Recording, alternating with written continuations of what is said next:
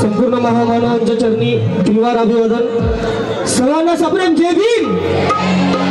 जरा जोरदार आवाज आला पाहिजे, जय भीम।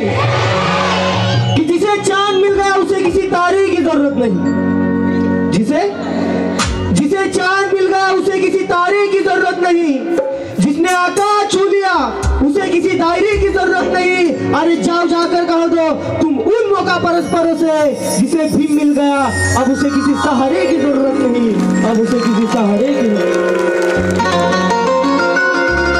उजाड़ रानी